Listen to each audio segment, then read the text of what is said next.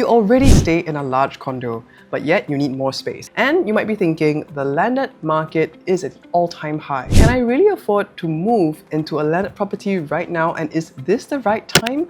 Might prices go down, or are they going to continue to go up? We're going to be addressing whether or not 2025 is the best time for you and your family to move into landed. I'm sarahxmiracle, realtor, content creator, and mom of 4, and I give my honest mom thoughts because I believe that real estate should serve the purpose of your family and not the other way around. But before we get into it, I hope you'll give this video a like and subscribe because I share weekly videos about real estate and how you might want to optimize your portfolio as a parent who's looking to not only leave a legacy behind, but also make the wisest use of your resources to optimize your real estate portfolio for your family. Today, we're going to be covering number 1, why it is that landed prices might continue to increase and appreciate over time. Number 2, how government policies and market trends are impacting our prices. And finally, when is exactly going to be the right time for us to move into a landed property. So without further ado, let's look at some of the stats of landed prices right now. So looking at the entire island, everything in 2024, Q3 went up year on year by 4.4%, all of the properties in Singapore. But the landed market actually outperformed our non-landed properties by actually 1.6%. So if you look at that, non-landed properties for the whole island went up by 4.06%, but landed properties across the board went up by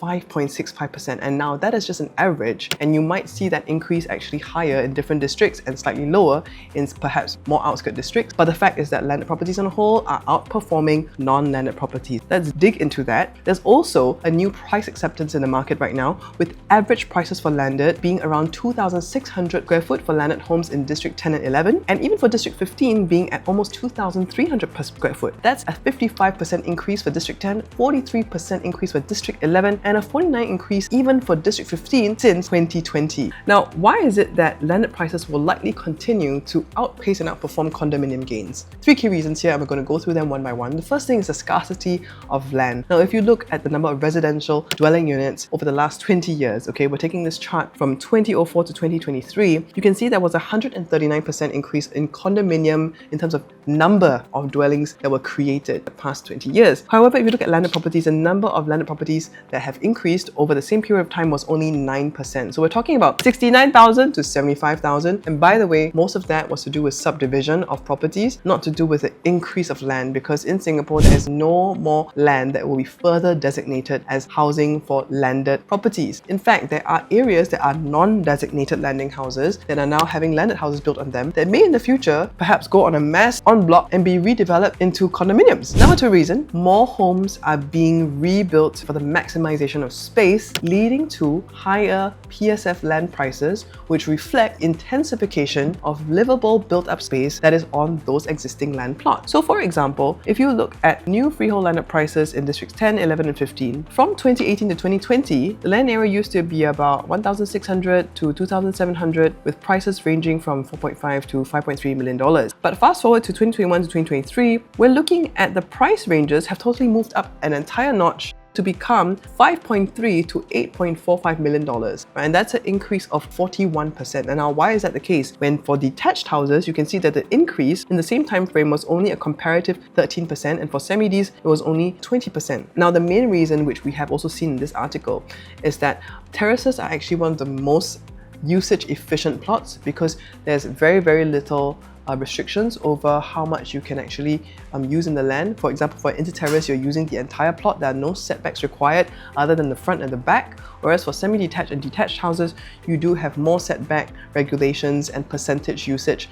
of built-up space vis-a-vis the land usage space. What we mean to say is that terraces actually can be intensified on a greater percentage compared to semi-detached and detached, and therefore reflecting a higher increase in their prices and gain over the same period of time compared from 2018 to 2020 versus 2021 to 2023. And that also means that therefore, as more developers come in, build bigger houses on the same existing land sizes, that means that the so-called PSF prices of the land will continue to reflect that trend, reflect the fact that we are getting more built-up spaces these days for landed houses. And reason number 3 there are more condo upgraders that exist than ever before, which become a bigger pool of people that will want to be upgrading into landed housing. For example, a report that was just done recently shows that nearly 17% of Singapore's residents now live in private condos, and that's a really significant increase from just 10% in 2009. And the percentage of people living in HDB flats has fallen from 83% to 76%. Now, isn't that interesting? And such owners have been able to gain a lot of substantial capital profit in the last 3 to 4 years, especially thanks to the increase of the entire property price index. Now, let's just look at some examples. The profit gains in District 10, 11, 21, and 15, these 4 districts, were on average 700 to 800,000 on average, the profit for resale condominiums. And that was from first quarter last year by gross gain. Can you imagine how much buying power that would add to you if you sold your condo for a profit of $700,000 to $800,000? And you can even look at outskirts. We're not talking about Core Central, we're not talking about 15, right? You can look at how Jadescape, there was this record transaction of a $10.15 million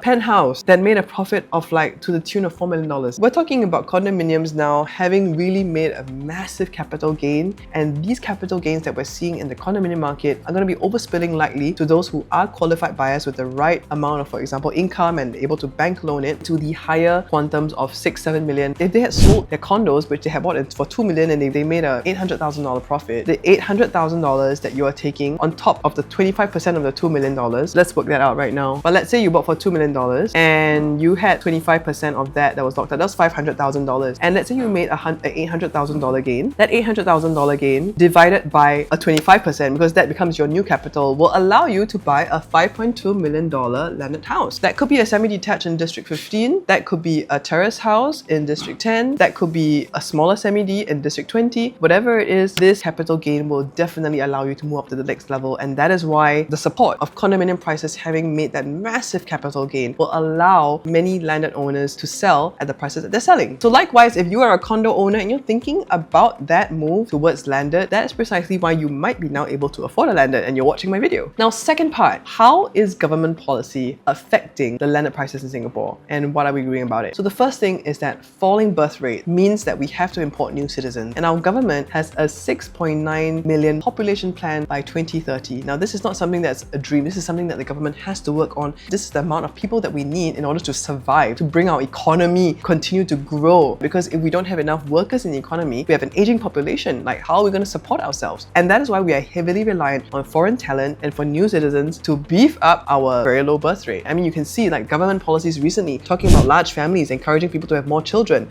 I don't know whether this is going to help. I already have a large family, but looking around me, my friends are not having large families. And so the need to import new citizens is really real. The second thing is that as Singapore is also trying to boost its population, it's also trying to boost business. And it's been actually having huge tax incentives for family offices to be set up in Singapore. Now, family offices tend to have ultra high net worth individuals owned by families that also come here. And not only do they want to come here to set up jobs, they come here with their families. They come here because they also want part of the housing. And eventually, after a period of time, after settling here, they become PR. And after they become PR, they can apply to become new citizens. And these people do not just come like with the normal incomes that we do. They're coming from external countries with populations much bigger than ours. They have scale of businesses that are beyond our wildest imaginations that Singaporean businesses would do, bringing capital, business opportunities, etc., but also bringing in personal income, which will allow them to eventually buy landed homes. Now, on the ground, I am seeing people like that. I cannot explain to you the urgency of you as a Singaporean, you're born and bred in Singapore, taking that birthright to buy some landed property, because the new citizens, they know that it's an amazing right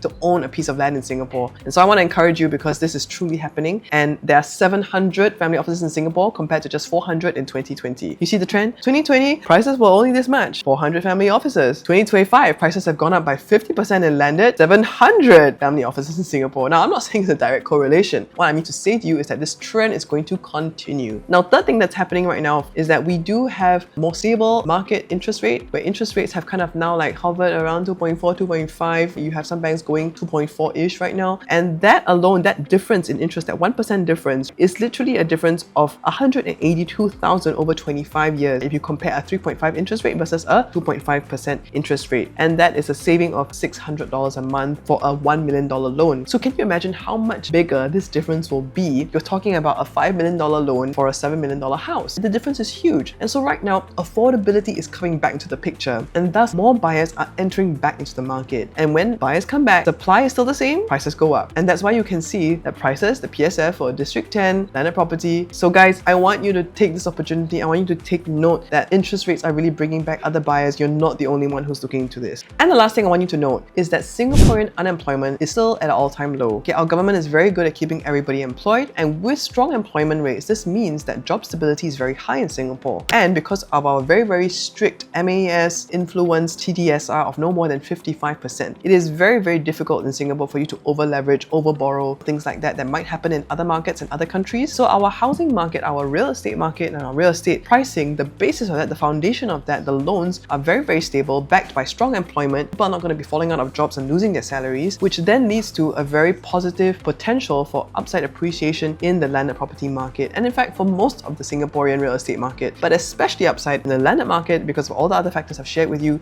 due to scarcity, due to new citizens, and due to newer builds being shared in the market, or rather being built in the market, allowing people to then have a better quality of life and more livable space in landed. So the biggest question right now is, when is a good time to buy? I mean, is now, today, a good time to buy? Is next year a better time to buy? I mean, should we wait for interest rates to go down even further? The simple question is this: if you had the capital 5 years ago to buy, would you have bought landed and seen that 50% increase in your valuation of your landed home? And if your answer was yes, I would say that you are looking right now into a specific window of opportunity where you have the chance to still do the same. So I want you to keep that in mind, and I really want you to take that into consideration as to whether or not you're going to be moving into a landed property this year or in 3 years' time. I'm going to stop right here because I have so much more I could say about then therefore how do you choose the most ideal landed property, but that has to be for my next video. So I hope you'll like and subscribe this, and I just want to summarize for you all the points that we said. So why landed prices are going to continue to go up include the scarcity of land, include new citizens. It also includes that there are many condo graded upgraders in the market right now, which will continue to boost the demand for landed houses. And of course, secondly, how the government is actually creating policies